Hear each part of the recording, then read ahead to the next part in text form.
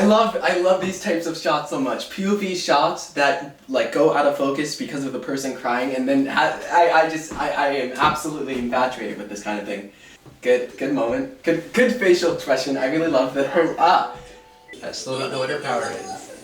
Well, no. Hang on. No. Actually, let's skip all this. To address that point, the scene where she activates. Hang on. Yes. Okay. She activates. So hang on. No. Hang on. This is. Remember what I was talking about with the taxi about how it's conveying the sheer lack of Toru and Toka's power. When she activates her Kagane, watch what happens. Just by activating, we don't actually see what happens, of course, but just by activating, the whole place shatters. And got this scene.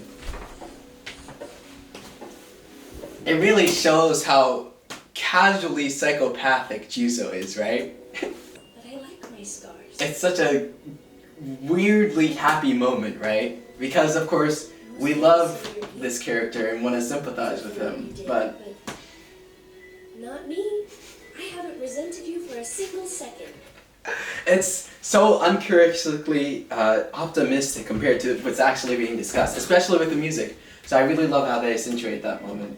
This was a good moment. Dude, hang on, I smiled so much at the scene. Because, listen, I know it's slideshow quality, but the music... Welcome home, you two. Music is very awesome. Was it fun? That's slideshow. No, but it's like the most optimistic remix of the main theme, and I love it so much. I cannot describe. I cannot find it like they're in it like the music in itself. But this is like one of my favorite remixes. It's so good. God, I really love it, and I love Heisei. He's so okay. Sorry. Like this moment. It's so wholesome, right? Like, it's genuinely so wholesome. I absolutely adore how they're, because Heisei really doesn't want to lose his family. That was established in episode 2, and they're actually, like, following through with that by making their relationship seem so amicable, by, like, giving each other gifts and everything, and the music that's playing, and they develop Arima, and, they acknowledge that he's a father figure, and Arima's a father figure to him, and that's why they said Arima is, like, the grandfather to them, and I love it so much. It's so, you wanted more screen time for Toka, and you got your wish, Thank you.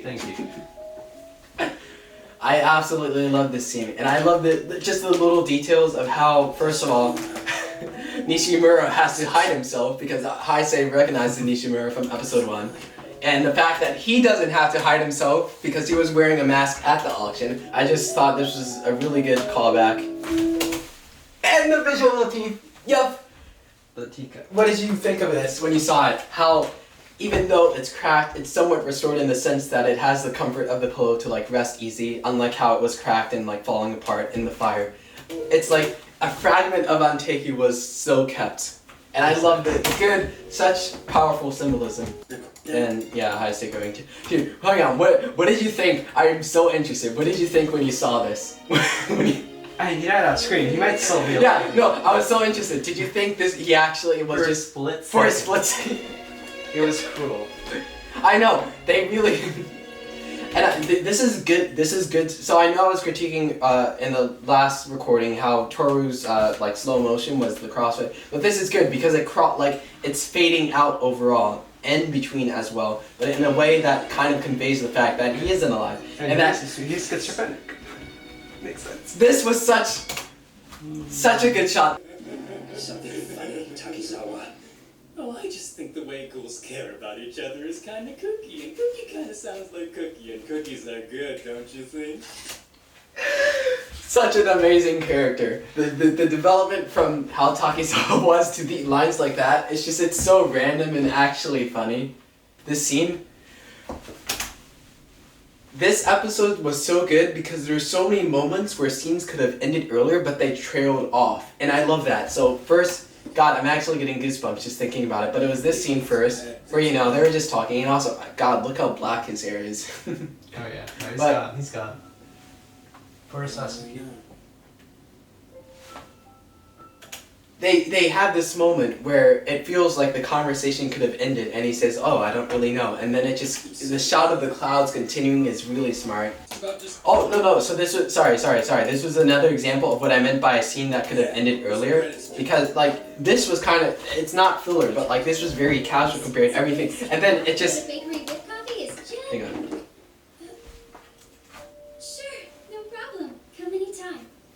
It's just scenes trailing off like that. I love that. I love that they're doing that. Yeah.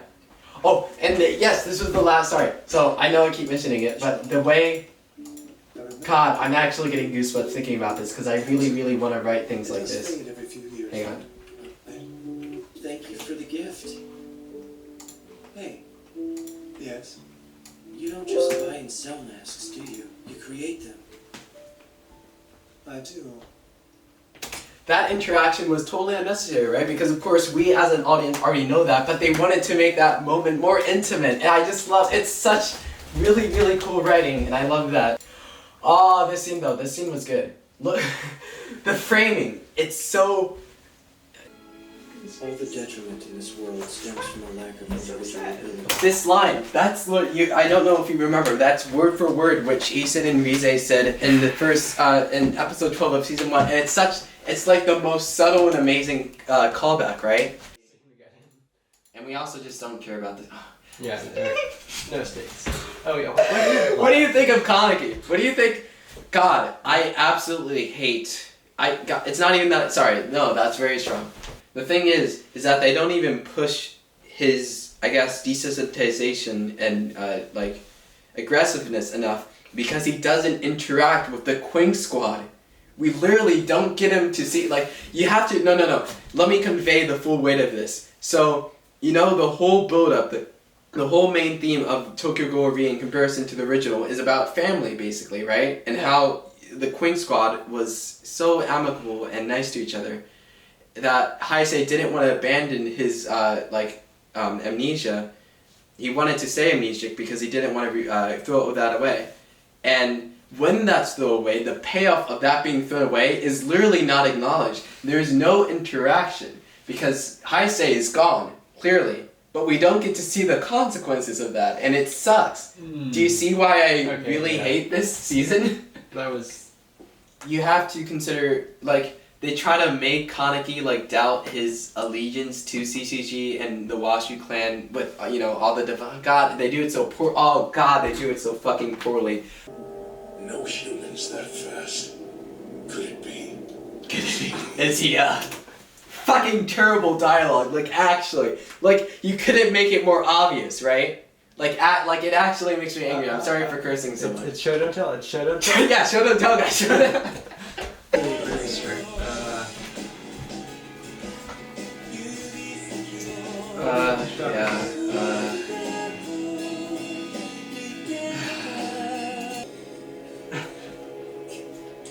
As we mentioned, this is basically the only amount of acknowledgement that, the fact that Kaneki betrayed everything that Hinami cared about in the sense that her parents were killed by ghoul investigators and he became one, and that sort of character death is thrown away after.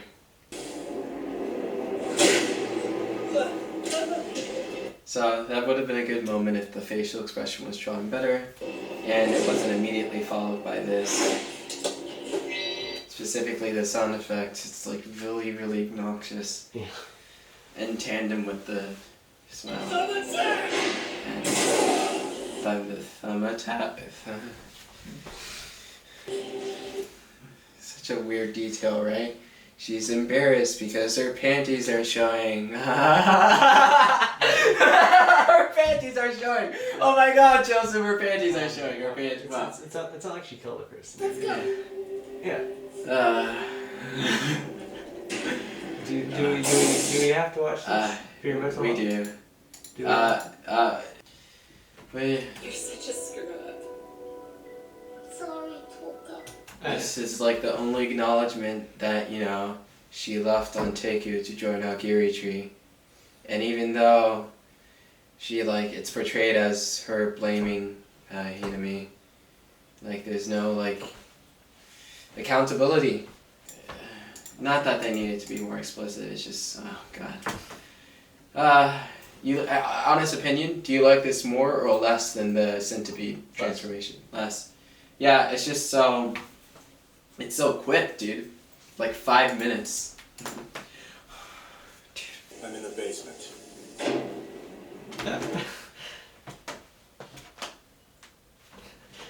No, yeah, no, yeah, I'm not even gonna talk about it. I'm not even... You know, it's such A beloved character. such a great character that, you know, I kind of like this. I kind of like that it was turned into a Quinque, because it really conveys the weight of literally weaponizing ghouls and dehumanizing as a visual motif. But yeah, Kaneki doesn't acknowledge him, and it's not because Kaneki transform in, like, with the weird mask, because later on, hang on, wait. From below? From below, Joseph, from below! Oh my god! Yeah, so Kaneki is like, Kaneki is conscious. He's conscious, clearly, because they added that line. But he doesn't acknowledge that... I won't shut up till you hear me. Even if you're a mess. Live. The motif is basically ruined, in my opinion. Because this was totally unnecessary. The reason why I think that is because Kaneki, when he got this, you know, his usual personality back, that was when he met up with Hinari, remember in the last episode? But his hair was still black, and now, for some reason, fighting Arima provoked white hair. His trauma, they really fumbled it, right? Because this is a very hopeful and optimistic scene that is drawing visual parallels with Kaneki's lowest moment. And it really seems like they kind of fucked up the meaning, right? Yeah, just a bit. Not just a bit, yeah, just a bit. Also, you have to consider that, you know, Kaneki wasn't able to finish off Ito in the season finale. Mm-hmm. And neither was Juzo or anyone else in the season finale of the second season. So you have to wonder, why does this guy, who is implied to have the same level of power as Kaneki, if not less, because he's not able mechanical. to... Yeah, okay, it just kind of turns the power system on its head. Do you understand why I really hate this It's season? rather. I want super peace. This was an opportunity for character growth and they wasted it. They actually wasted Is it. that so much to ask for? No, it's not. Please feel free to... The motivation for who is becoming the main antagonist of the season, given the amount of screen time, you can tell, right? Yeah. His motivation is super peace. Yeah, like, dude, his dialogue is so weak and I feel bad because he's such a good character. Is it okay to let her go? Yeah. Yeah. If you have to run from the same opponent twice, you'll never be dead. There's nothing Josue about That Alright, it's so yeah. not emotionally provocative compared to what he usually says. That Does look like Jonathan, though. So, oh, yeah. Very out of place. comedy moment. We love comedy. Is it even comedy? It's so supposed to be. Not that it's I- actually funny. But yeah, Amon is cool. I just, you know, for as cool as his facial expressions are, they completely forgot. They're not even acknowledging the fact that, you know, he was so dedicated towards justice and morality and saving humanity. But they're not acknowledging, you know, the need to talk about the fact that he's a ghoul who had that morality. Like, how is he coping with that? How has he developed since then? Why is he saying things like you'll always be an investigator when he hasn't done his duty as an investigator at all? They go straight from...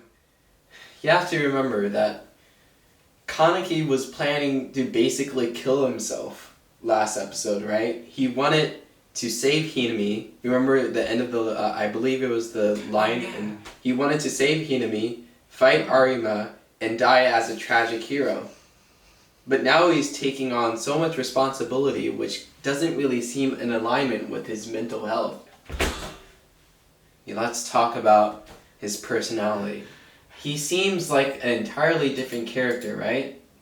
He seems like the sort of monotone Kaneki that we saw with black hair in the first episode. Especially, God, the facial expressions are so well drawn, but with the fight scene with Naki, like, look, hang on. Like, Jesus Christ, look how mean he looks. Like this. He's supposed to be like a sort of pacifist, right? Like, I love it. I seriously love, whoever drew this is really talented, but it's just not in alignment with like what has been established with how you know, the transformation from monotone Kaneki to white-haired, like post-white hair Kaneki, I feel like I'm talking in like art movements. So it's contradicting, but at least it's entertaining, right? Like if you don't think about it too much, you're like, oh, Kaneki cracks fingers. Oh my god! Oh my. This scene, like, I don't even know what I don't like about it specifically. I just feel like it's like, I don't know. They just bring up their girlfriend out of nowhere after like 2 seasons of her just not existing. Yeah, I feel like they could have built up to the existence of this and had, and had greater implications that it was her, other than just showing a still like fade to white. Very poor writing. The obvious. I feel like they're mocking us because Kaneki has this like big monologue about how he loves his family and he's caring about ghouls because he's a ghoul and all his friends are ghouls. No one in the Queen Squad is in that flashback. No one. No one. I hadn't realized. They are literally not acknowledging the fact that Heisei is basically dead and the Queen Squad is left without their favorite Mr. Sauce leader. No. This was a good scene. I feel like this scene would be pretty bad if it wasn't for Takizawa listening in, because I feel like they're kind of creating like this really like this dynamic between Mato and Amon would have been overplayed because Amon, as you said, shouldn't be alive anymore. But because of the, I guess, complexity of Takizawa actually, you know, deserving to be alive in the sense that his inclusion in the series is well written, like the way that he's integrated. Yeah. I feel like it adds a layer of depth that is much appreciated. And I also just got such a powerful facial expression. He actually looks like really frustrated, but of course isn't expressing himself. So I thought that was nice. What was good about this scene though is that they kind of displayed the power like again, I know I keep mentioning the taxi. I know I keep mentioning the glass shattering. But this was a good scene because it showed the power levels of all the different investigators. So, you know, these people were having trouble because of course they had to deal with civilians evacuating. But it's the fact that this guy literally massacres everyone with one shot. They go from a certain type of close-up, a very specific type. Shall we go for a sexy battle suit? I don't know. Tokyo Ghoul, you know, Tokyo Ghoul actually objectifies women less than average for most anime. You're not wrong. And it's very, it's so stark when they do things like this, right? Because it only happened, the only other time that I can remember is in episode 1 of the very first episode, when Kaneki like looks down at Rize's chest and like, oh, I'm better now. Remember that? That was a cringe line. And, you know, I don't know how things like that end up in the final product, considering that Tokyo Ghoul is really good about, you know, not being sexist, but yeah. Sometimes.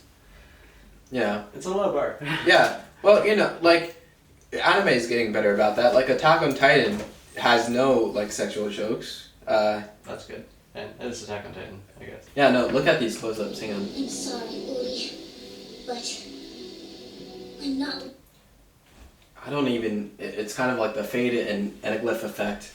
The way, Willing to lose any more friends either. I just think it's really dynamic. I absolutely love, the art style really does shine sometimes, I can admit. Especially with the, like, realistic glare of the eyes. I love the visual effects. Covenant cancel! Gonna cancel.